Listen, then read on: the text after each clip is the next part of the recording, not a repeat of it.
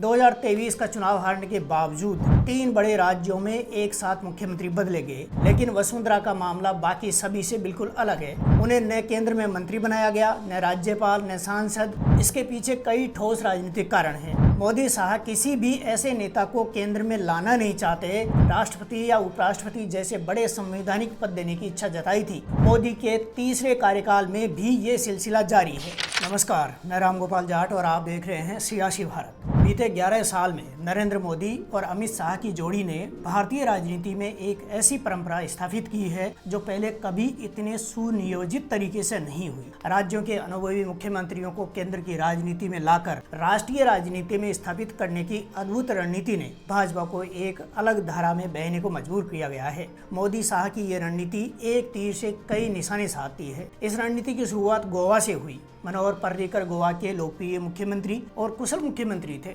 मोदी के प्रधानमंत्री बनने के बाद उन्होंने नवंबर 2014 में दिल्ली बुलाकर रक्षा मंत्री बनाया गया। ये मोदी के प्रयोग का पहला चरण था, लेकिन ये प्रयोग उल्टा पड़ा और गोवा में पार्टी कमजोर पड़ने लगी, तो मजबूरी में मनोहर पर्रिकर को मार्च 2017 में वापस भेजना पड़ा। बाद में मनोहर पर्रिकर के निधन के बाद प्रमोद सावंत गोवा के नए मुख्यमंत्री बने। मोदी के गृह राज्य गुजरात में ये प्रयोग 2 बार किया गया। मोदी के प्रधानमंत्री बनने के बाद रिक्त हुई मुख्यमंत्री सीट पर पहले आनंदीबेन पटेल को मुख्यमंत्री बनाया गया, लेकिन अगस्त 2016 में इस्तीफा लेकर उन्हें राज्यपाल बना दिया गया। विजय रूपाणी को सितंबर 2021 में हटाकर राज्यसभा सांसद बनाया गया। हालांकि पिछले साल अहमदाबाद विमान हादसे में उनका निधन हो गया। विजय रूपाणी को हटाया गया तो 2021 में भूपेंद्र पटेल को नया मुख्यमंत्री बनाया गया। 2022 के चुनाव के बाद भूपेंद्र पटेल दूसरी बार मुख्यमंत्री बने हैं। उत्तराखंड में तो 3 मुख्यमंत्री बदले गए। त्रिवेंद्र सिंह रावत को मार्च 2021 में हटाया गया। उनकी जगह आए तीरथ सिंह रावत को महज 114 दिनों बाद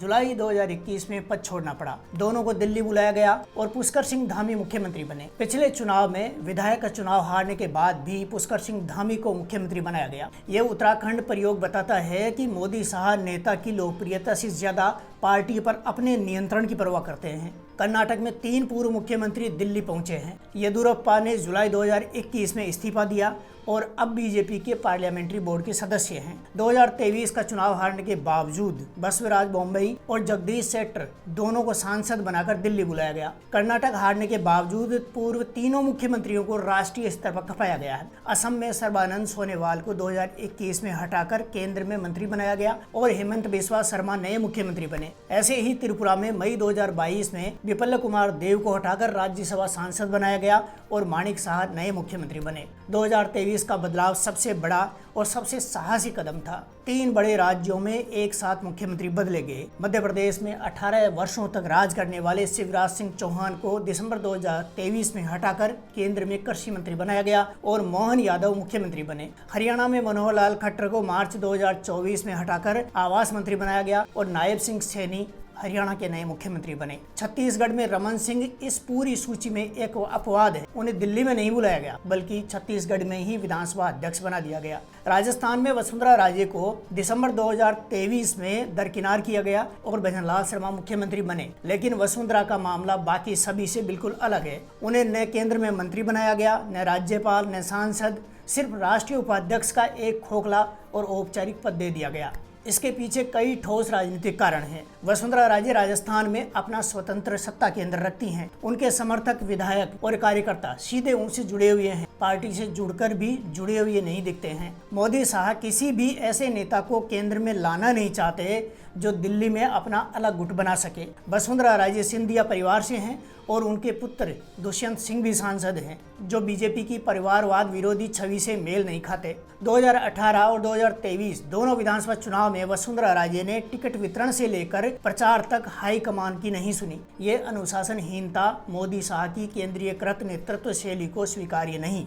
बीजेपी सूत्रों के अनुसार वसुंधरा ने राष्ट्रपति या उपराष्ट्रपति जैसे बड़े संवैधानिक पद देने की इच्छा जताई थी। इस मोल भाव की राजनीति ने मोदी शाह को नाराज कर दिया। बावजूद इसके वसुंधरा राजे को पूरी तरह निष्क्रिय भी नहीं किया जा सकता, क्योंकि उनके बिना राजस्थान में पार्टी कमजोर होगी, लेकिन इतना सशक्त भी नहीं करना है कि वे मुख्यमंत्री भजनलाल शर्मा के समानांतर सत्ता चलाने लगे। इसलिए एक औपचारिक पद दे रखा है जिसमें न पूरी शक्ति है न पूरी तरह उपेक्षित हैं। वसुंधरा राजे इस पूरे मॉडल में एकमात्र अटकी हुई नेता हैं जो न पूरी तरह से अंदर है न पूरी तरह से बाहर हैं। यही उनकी सबसे बड़ी राजनीतिक त्रासदी है। मोदी के तीसरे कार्यकाल में भी ये सिलसिला जारी है। मणिपुर में एन बीरेन सिंह को फरवरी 2025 में हटाकर युमनाम खेमचंद सिंह को मुख्यमंत्री बनाया गया और अब बिहार के मुख्यमंत्री नीतीश कुमार को राज्यसभा सांसद बनाकर दिल्ली बुला लिया गया है। वर्तमान उप मुख्यमंत्री सम्राट चौधरी का बिहार का अगला मुख्यमंत्री बनना लगभग तय बताया जा रहा है, ठीक वैसे ही जैसे महाराष्ट्र में उप मुख्यमंत्री देवेंद्र फडणवीस को मुख्यमंत्री बनाया गया था। सबसे बड़ा सवाल ये है कि 2029 तक और कौन कौन मुख्यमंत्री दिल्ली आएगा।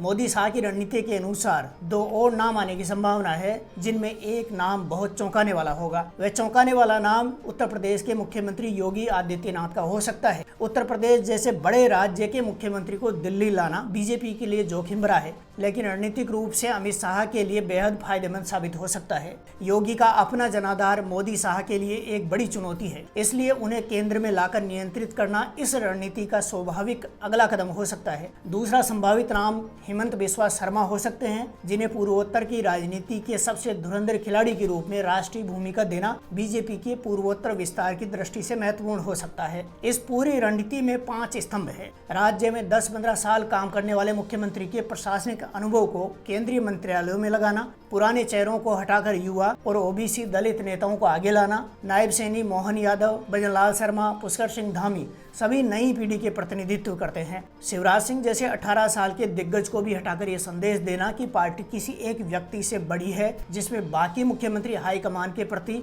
अधिक उत्तरदायी रहते हैं। पुराने नेताओं को बेइज्जत करने के बजाय केंद्र में लाकर प्रमोशन का आभास देना, ताकि विद्रोह की संभावना कम हो। 2029 के लोकसभा चुनाव में अनुभवी नेताओं को राष्ट्रीय प्रचार में उतारने की तैयारी करना। मोदी शाह की ये दिल्ली वापसी रणनीति दरअसल केंद्रीयकृत नेतृत्व के सबसे परिपक्व मॉडल में से एक है। इसमें न तो पुराने नेताओं को बर्बाद किया जाता है और न उन्हें इतना शक्तिशाली रहने दिया जाता है कि वे हाईकमान को चुनौती दे सके। राज्यों में नए और आज्ञाकारी चेहरे लाए जाते हैं, पुराने अनुभवी नेताओं को राष्ट्रीय मंच मिलता है और सबसे बड़ी बात यह है कि इससे पूरी पार्टी का नियंत्रण हमेशा नरेंद्र मोदी और अमित शाह के नियंत्रण में रहता है।